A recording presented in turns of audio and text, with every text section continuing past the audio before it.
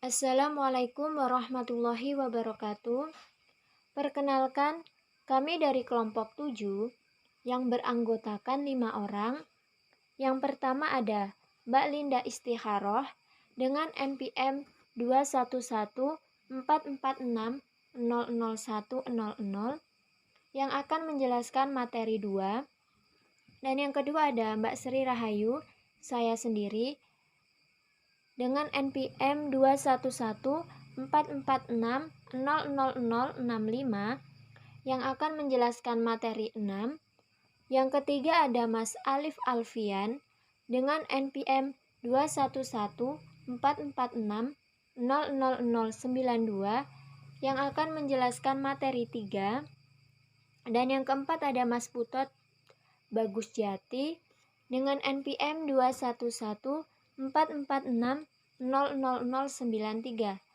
Yang terakhir ada Mas Imam Bibit Supriyatna dengan NPM 21144600084. Di sini kami akan mempresentasikan tugas mata kuliah Psikologi Anak dengan judul materi Perkembangan Karakter. Baik, materi yang pertama akan dijelaskan oleh Mas Putot Bagus Jati. Waktu dan tempat saya persilahkan. Untuk materi nomor 1, yaitu pengertian perkembangan atau pendidikan karakter. Pengembangan atau pendidikan karakter adalah suatu usaha manusia secara sadar dan terencana untuk mendidik dan memberdayakan potensi peserta didik guna membangun karakter pribadinya sehingga dapat menjadi individu yang bermanfaat bagi diri sendiri dan lingkungannya. Yang di dalamnya terdapat komponen pengetahuan, kesadaran atau kemauan, serta tindakan untuk melakukan nilai-nilai tersebut. Ya, baik. Sebelumnya, Assalamualaikum warahmatullahi wabarakatuh. Saya Linda Istikharoh. Di sini saya akan menjelaskan tentang tujuan pengembangan karakter dan fungsi pengembangan karakter. Pembentukan karakter merupakan salah satu tujuan pendidikan nasional. Tujuan pendidikan nasional merupakan pengembangan potensi peserta didik untuk memiliki kecerdasan, kepribadian, dan akhlak mulia. Pendidikan yang bertujuan melahirkan insan cerdas dan berkarakter juga pernah dikatakan oleh tokoh pendidikan Indonesia, yaitu Ki Hajar Dewantara. Pengantar mengatakan bahwa pendidikan adalah upaya untuk memajukan budi pekerti, kekuatan batin, karakter, pikiran, intelek, dan jasmani anak didik. Karakter merupakan bekal yang penting bagi setiap individu. Keberhasilan seseorang di masyarakat ternyata 80% dipengaruhi oleh kecerdasan emosi dan hanya 20% ditentukan oleh kecerdasan otak IQ. Berdasarkan pada hasil analisis ini, dapat disimpulkan bahwa pendidikan karakter memang sangat penting sekali untuk ditetapkan pada setiap pembelajaran demi tujuan jangka panjang. Selanjutnya, fungsi perkembangan karakter. Fungsi perkembangan karakter memiliki 3 fungsi. Yang pertama, mengembangkan potensi dasar agar berhati baik, berpikiran baik, dan berperilaku baik. Yang kedua, memperkuat dan membangun perilaku bangsa yang multikultural. Yang ketiga, meningkatkan peradaban bangsa yang kompetitif dalam pergaulan dunia. Berdasarkan fungsi dari pendidikan karakter ini, maka pengembangan karakter harus dikembangkan melalui berbagai media. Salah satunya adalah melalui satuan pendidikan pada setiap jenjang. Fungsi dari pendidikan karakter juga mencakup pada hal yang lebih umum. Menurut Marzuki 2003, fungsi penyelenggaraan pendidikan karakter adalah sebagai berikut. Pendidikan karakter tidak hanya mengajarkan mana yang benar dan mana yang salah kepada anak, tetapi lebih dari itu, pendidikan karakter menanamkan kebiasaan habituation tentang yang baik sehingga peserta didik paham, mampu merasakan dan mau melakukan yang baik. Dengan demikian, pendidikan karakter membawa misi yang sama dengan pendidikan akhlak atau pendidikan moral. Perkembangan karakter. Ada 6 aspek. terkait dengan pengetahuan moral sebagai komponen pertama, yaitu 1. Kesadaran moral. Kesadaran moral terdiri dari dua aspek, yaitu pertama, menggunakan pemikiran untuk melihat situasi. Kedua, memahami informasi dari permasalahan yang bersangkutan. 2. Pengetahuan nilai moral. Pengetahuan tentang nilai-nilai moral adalah mengetahui nilai-nilai moral dan memahami cara menerapkannya. 3. Menentukan perspektif. Menentukan perspektif adalah kemampuan untuk mengambil sudut pandang orang lain. Pemikiran moral. Pemikiran moral meliputi pemahaman apa yang dimaksud dengan moral dan mengapa harus aspek moral. Pengambilan keputusan. Pengambilan keputusan adalah kemampuan untuk bertindak sesuai moral.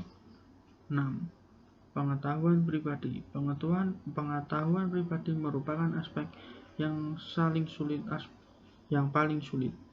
Aspek pengetahuan pribadi adalah kesadaran akan kekuatan dan kelemahan karakter diri.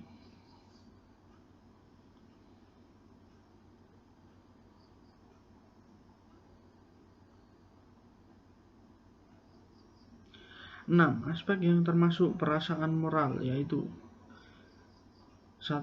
Hati nurani. Hati nurani memiliki sisi kognitif,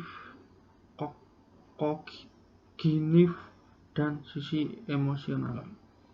2. Harga diri. Harga diri yang tinggi menjamin tidak karakter baik. 3. Empati. Empati adalah meletakkan posisi dirinya seperti posisi orang lain.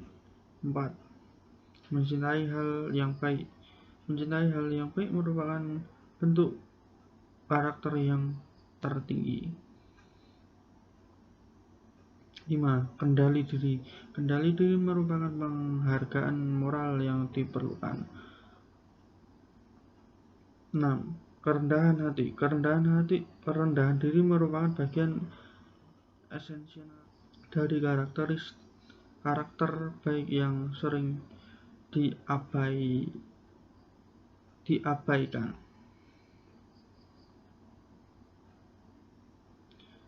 Tindakan moral.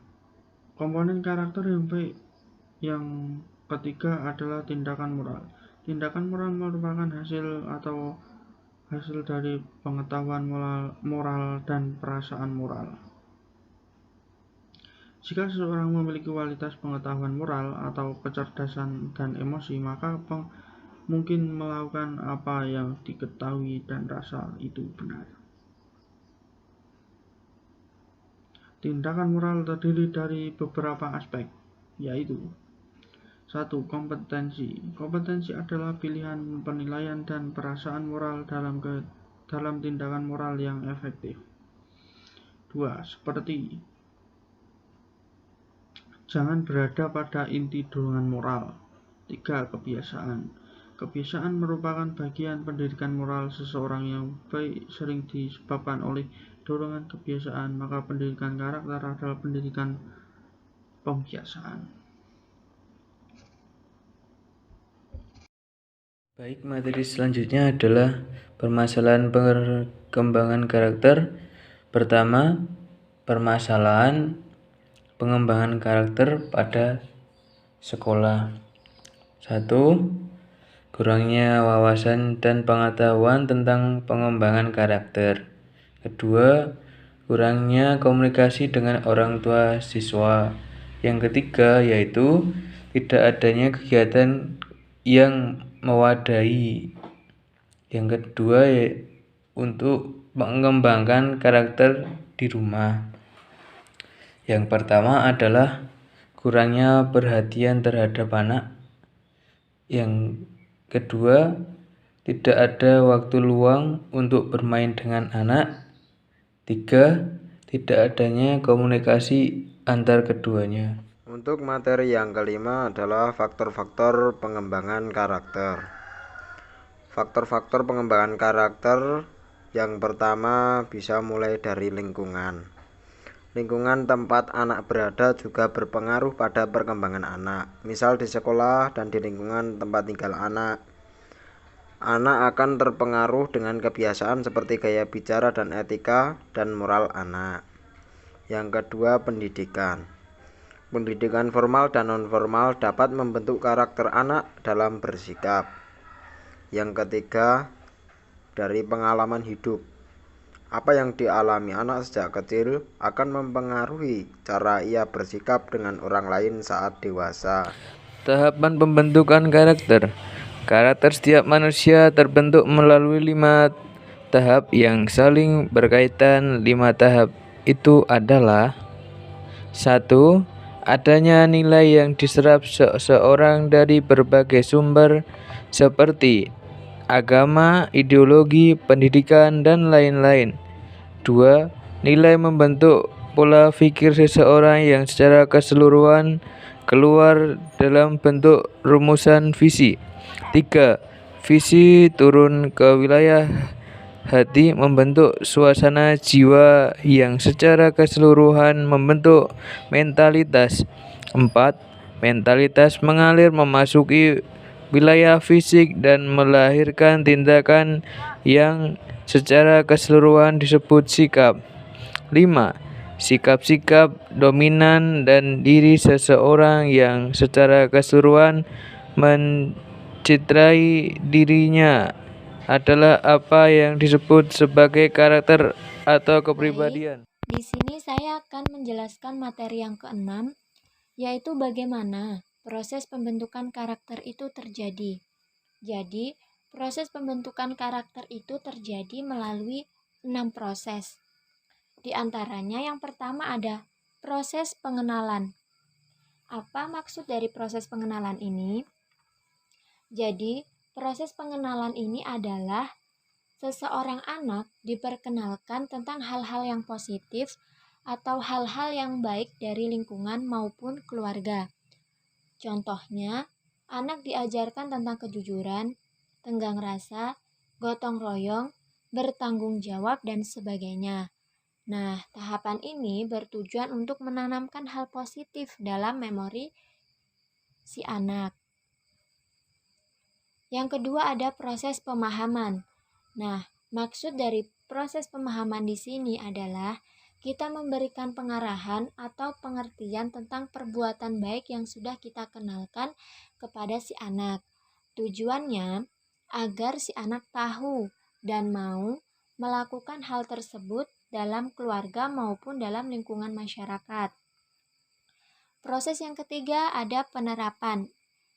Setelah si anak telah paham tentang perbuatan baik yang telah kita ajarkan, langkah selanjutnya adalah penerapan. Maksud dari penerapan di sini adalah kita memberikan kesempatan pada anak untuk menerapkan perbuatan baik yang telah kita ajarkan.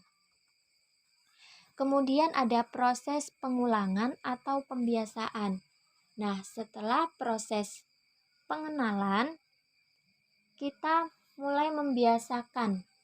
Maksud dari proses pembiasaan di sini adalah setelah si anak telah paham dan menerapkan perbuatan baik yang telah kita kenalkan, kemudian kita lakukan pembiasaan atau kita lakukan pengulangan dengan cara melakukan hal baik tersebut secara berulang-ulang agar si anak terbiasa melakukan hal baik tersebut.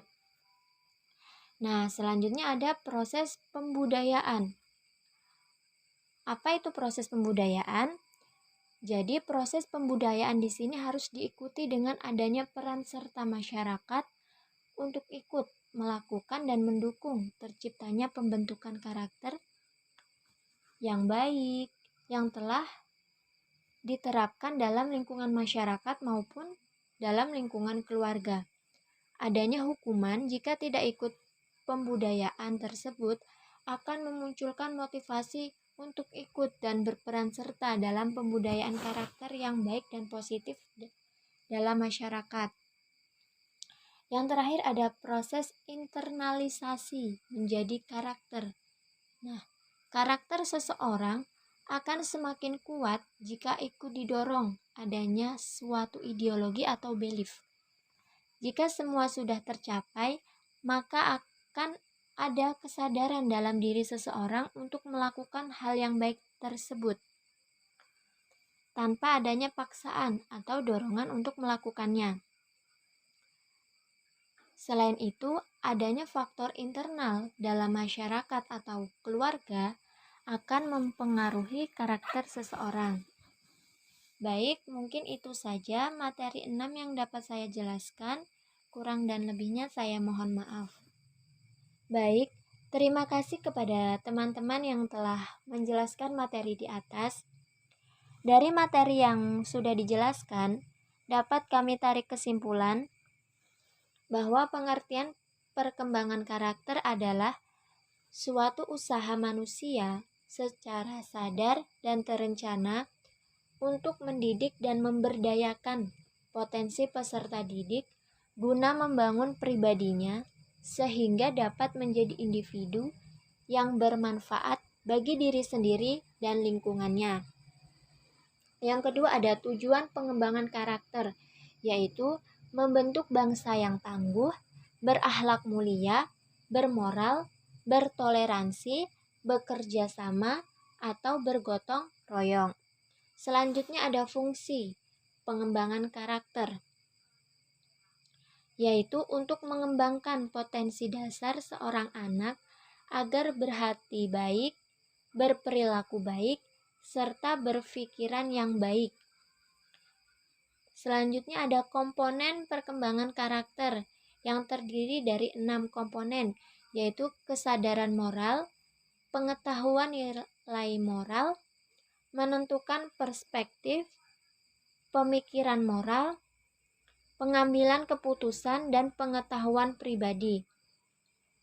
Permasalahan pengembangan karakter pada sekolah adalah kurangnya wawasan dan komunikasi dengan orang tua tentang perkembangan karakter.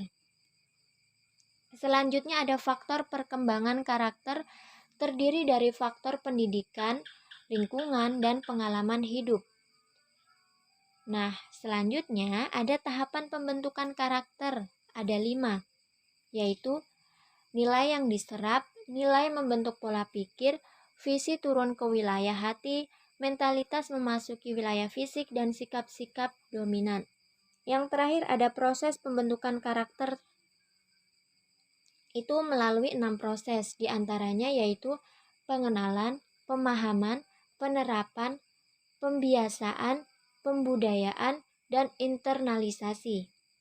Baik, mungkin itu saja kesimpulan yang dapat kami simpulkan. Kurang dan lebihnya kami mohon yang sebesar-besarnya. Saya akhiri. Wassalamualaikum warahmatullahi wabarakatuh.